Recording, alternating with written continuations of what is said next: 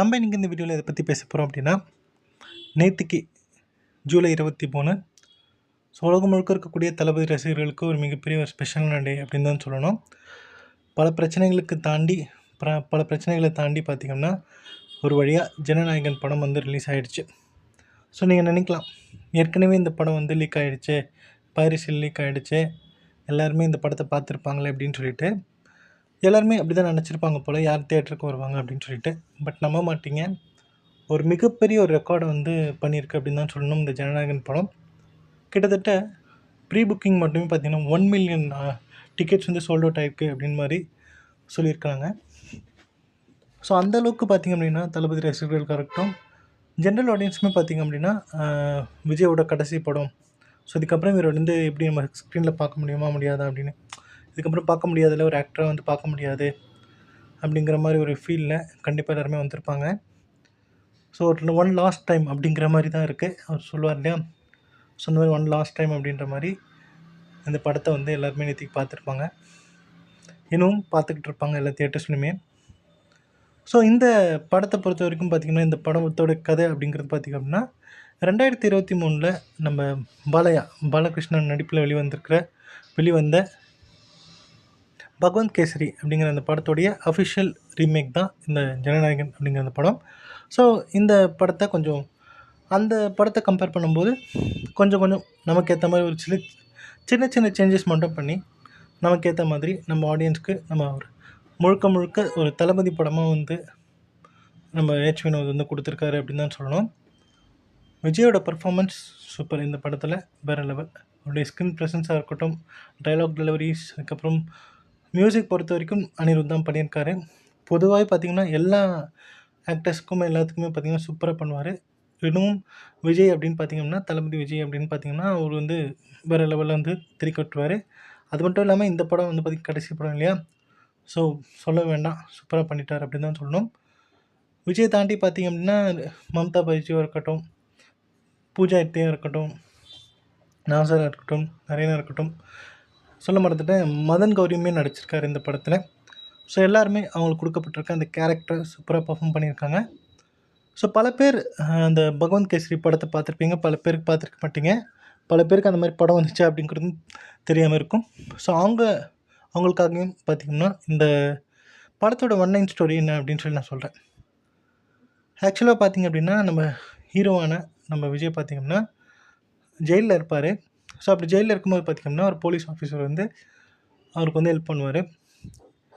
எதிர்பாராத விதமாக பார்த்திங்கன்னா அவர் வந்து இறந்து போயிடுவார். ஸோ இறந்ததுக்கப்புறம் பார்த்திங்கன்னா அவருக்கு ஒரு பொண்ணு இருக்கும். ஸோ அந்த பொண்ணுக்கு பாதுகாப்பாக பார்த்திங்கன்னா நம்ம விஜய் வந்து இருப்பார். அந்த பொண்ணுக்கு ஒரு பிரச்சனையும் இருக்கும். ஸோ அந்த பொண்ணை எப்படியாச்சும் படிக்க வச்சு நல்ல ஒரு ஆளாக்கி ஆர்மியில் எடுத்துகிட்டு போய் சேர்க்கணும் அப்படிங்கிறது தான் அவருடைய கனவாக இருக்கும், அவருடைய லட்சியமாக இருக்கும். ஸோ அதை நடத்தினாரா இல்லையா அப்படிங்கிறது தான் இந்த ஜனநாயகன் அப்படிங்கிற இந்த படத்தோட மொத்த கதையும். ஸோ இந்த படத்தை பொறுத்த வரைக்கும் பார்த்திங்கன்னா எல்லாமே வந்து ஓடுவாக தான் இருக்கும். தெலுங்கு படம் உங்கள் எல்லாருக்குமே தெரியும், எப்படியுமே மாஸ் மசாலா படமாக தான் இருக்கும் அப்படிங்கிறத. ஸோ அதுவும் பாலையா நடிக்கிறார் அப்படின்னா அவருடைய பில்டப் சீன்ஸ்லாம் எப்படி இருக்கும் அப்படிங்கிறது உங்கள் எல்லாருக்கும் தெரிஞ்சிருக்கும். 5% ஆக்ஷன் பண்ணாங்கன்னா 100 டைம்ஸ் வந்து அதிகமாக காட்டுவாங்க. நிறைய ட்ரோல் பண்ணுற மாதிரியான விஷயங்கள் தான் ஒரு படங்களில் இருக்கும். ஸோ அந்த மாதிரி பார்த்திங்கன்னா அந்த கதை தானே இதுவும். ஸோ நம்ம விஜய்க்கு ஏற்ற மாதிரி நிறைய விஷயங்கள் மாற்றிருந்தாலும், ஒரு சில விஷயங்கள்லாம் மாற்றிருந்தாலும், கதை பார்த்திங்கன்னா அந்த பிளாட் பார்த்திங்கன்னா அதே தான். ஒரு சில சீன்ஸ் எல்லாமே பார்த்திங்கன்னா ஓரளவுக்கு சின்ன சேஞ்சஸ் நமக்கு ஏற்ற மாதிரி தளபதிக்கு ஏற்ற மாதிரி மாற்றிருந்தாலுமே, பல விஷயங்கள் பார்த்திங்க அப்படின்னா அந்த ஒரிஜினல் வேர்ஷனில் இருக்கக்கூடிய அந்த கதையில் என்ன மாதிரியான சீன்ஸ் இருந்துச்சோ அதை வந்து இதில் வச்சுருக்காங்களோ அப்படிங்கிற மாதிரி தோணுச்சு.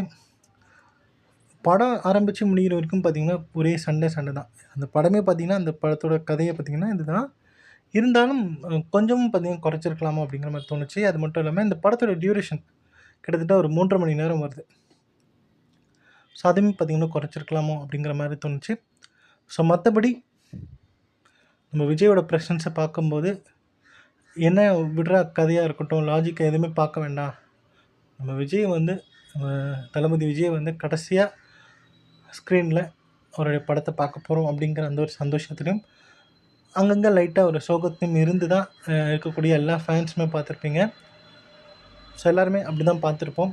இதுக்கப்புறம் அவருடைய பழைய படங்கள், அவர் ஏற்கனவே நடித்த படங்கள் வேணும்னா ரீரிலீஸ் ஆச்சு அப்படின்னா, கில்லி மாதிரி அவருடைய பழைய படங்கள்லாம் பார்த்திங்கன்னா, அவர் ஏற்கனவே நடித்த படங்கள்லாம் பார்த்திங்க அப்படின்னா ரீரிலீஸ் பண்ணாங்க அப்படின்னா பார்க்க வாய்ப்பு இருக்குது.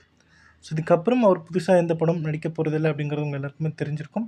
ஸோ இதுக்கப்புறம் சட்டசபையில் தான் பார்க்க போகிறோம், அசெம்பிளியில் பார்க்க போகிறோம், நியூஸ் சேனல்ஸில் பார்ப்போம். ஒரு லீடராக சீஃப் மினிஸ்டராக நம்ம பார்க்க போகிறோம்.